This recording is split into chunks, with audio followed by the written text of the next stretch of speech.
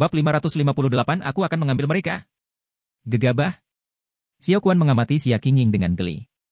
Kemudian, dia samar-samar tersenyum dan berkata, selama bertahun-tahun yang telah Anda habiskan di Silver Frost City, Anda tidak pernah mengambil lebih dari 2 detik untuk menolak undangan saya, Qingying, tetapi Anda belum pernah melihat saya mengatakan apa-apa tentang itu, telah Anda? Lagi pula, aku bukan satu-satunya yang berpendapat seperti itu, kan? TN Xiao Quan benar.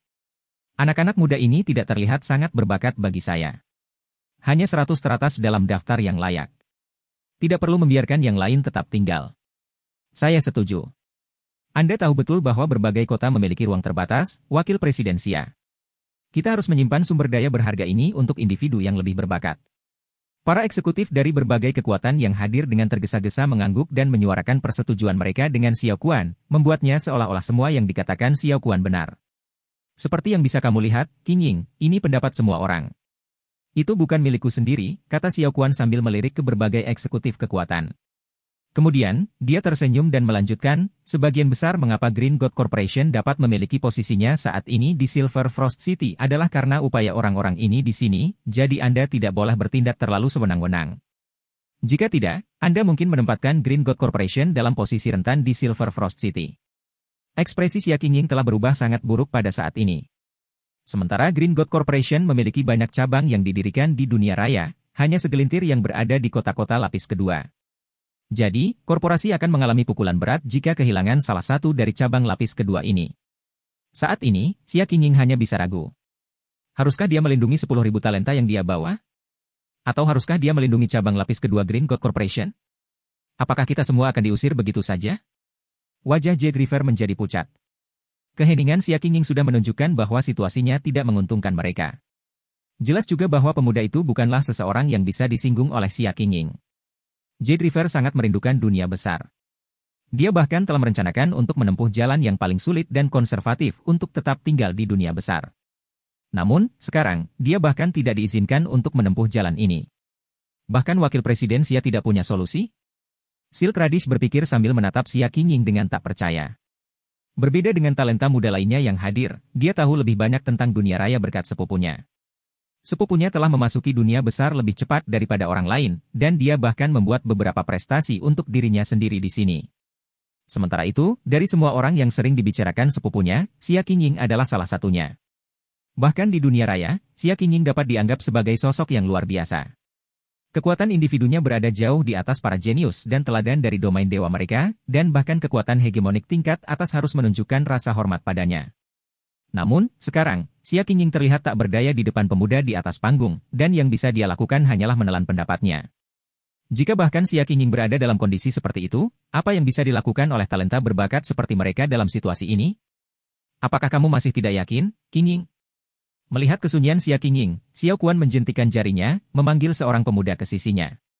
Aku akan membuatnya sederhana. Dia adalah anggota Silver Frost Legion yang paling tidak berguna. Selama bakatmu bisa mengalahkannya, aku berjanji tidak akan mengatakan apa-apa lagi.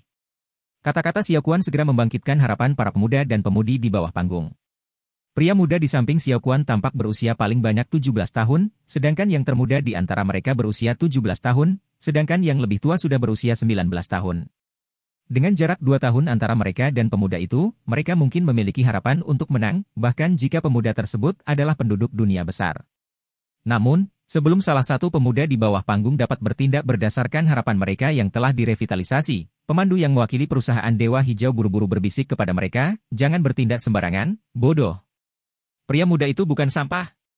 Dia sudah menjadi master kekuatan mental bintang 3. Seorang master kekuatan mental bintang 3. Banyak pemuda di arena tersentak. Seorang master kekuatan mental bintang 3 berusia 17 tahun?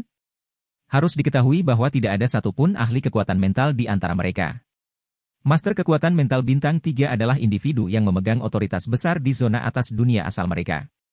Sebagian besar keluarga mereka bahkan tidak memiliki master kekuatan mental bintang 3, dan banyak dari mereka menjadikan tujuan seumur hidup mereka untuk menjadi satu. Namun, sekarang, terungkap bahwa anak berusia 17 tahun sebelum mereka telah mencapai tujuan seumur hidup mereka. Apa? Tidak ada yang maju. Xiao Quan mencibir saat dia melihat anak-anak muda di bawah panggung. Sungguh sekelompok orang yang tidak berguna. Jika Anda bahkan tidak dapat memanfaatkan kesempatan yang saya berikan kepada Anda, mengapa saya harus repot-repot merekrut Anda? Para pemuda di arena mengepalkan tangan dan mengertakkan gigi dalam kebencian diam-diam ketika mereka mendengar kata-kata Xiao Quan, dan mereka tidak bisa menahan keinginan untuk menghadapi pemuda berusia 17 tahun itu. Namun, mereka juga mengerti bahwa mereka hanya akan mempermalukan Green God Corporation dan Xia Qingying jika mereka menyerah pada desakan mereka sekarang. Lagi pula, tidak satu pun dari mereka yang memiliki peluang sekecil apapun untuk mengalahkan Master Kekuatan Mental Bintang 3. Karena tidak ada yang keberatan lagi, acara ini selesai. Xiao Quan menyatakan setelah mengalihkan pandangannya ke kerumunan di arena. Sungguh membuang-buang waktuku. Setelah Xiao Quan selesai berbicara, para eksekutif berbagai kekuatan juga bersiap untuk pergi, tidak ada yang menunjukkan niat untuk berbicara untuk Xia Qingying. Namun, segera setelah para eksekutif dari berbagai kekuatan bangkit dari tempat duduk mereka, sebuah suara yang dalam bergema di seluruh arena. Wakil Presiden Xia. Saya tidak peduli dengan orang lain, tetapi saya akan mengambilnya. Apakah Anda memiliki keberatan? Mengikuti kata-kata ini, arena sekali lagi menjadi sunyi ketika semua orang menoleh untuk melihat asal suara itu.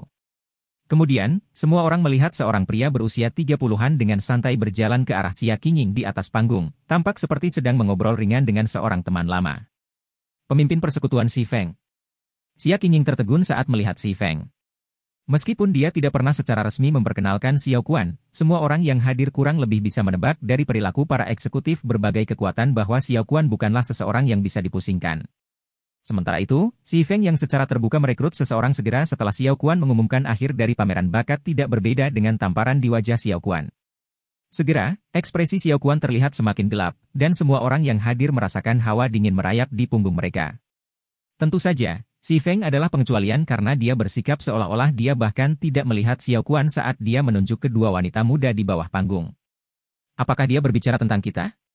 Jade River tidak bisa membantu tetapi menjadi bingung ketika dia melihat Xi Feng menunjuk ke arahnya dan Silk Radish. Meskipun dia mencoba mencari ingatannya, dia gagal mengingat pernah bertemu dengan pria berpenampilan santai ini. Mungkinkah dia pria yang dibicarakan kakak? Silk Radish tidak bisa membantu tetapi menjadi sedikit khawatir ketika dia melihat penampilan Xi Feng. Tujuan Silk Radish adalah untuk tetap berada di dunia raya, tetapi sekarang setelah orang besar seperti Xiao Quan telah menyatakan agar mereka pergi, kemungkinan besar mereka akan dikirim kembali ke dunia asal mereka jika tidak ada hal yang tidak terduga terjadi.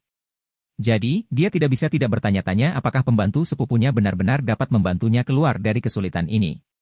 Siapa kamu, nak? Beraninya kamu berbicara di panggung ini? Perusahaan Dewa Hijau semakin buruk. Bagaimana orang yang tidak sopan seperti itu bisa diundang ke acara penting seperti itu? Ketika para eksekutif dari kekuatan mitra Green God Corporation gagal mengenali Xi Feng, mereka mulai menanyai dan mengutuknya seolah-olah mereka mencela seorang penjahat. Sementara itu, Xi Feng tersenyum saat dia mengalihkan pandangannya ke berbagai eksekutif kekuatan. Lalu dia berkata, "Siapa saya? Seseorang yang Anda tidak mampu untuk menyinggung."